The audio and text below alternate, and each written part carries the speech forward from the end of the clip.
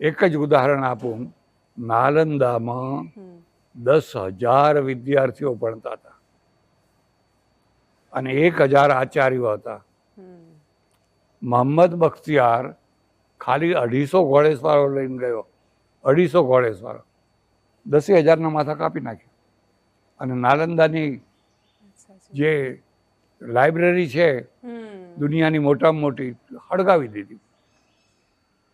3 મહિના સુધી આગ હળગતી રહી.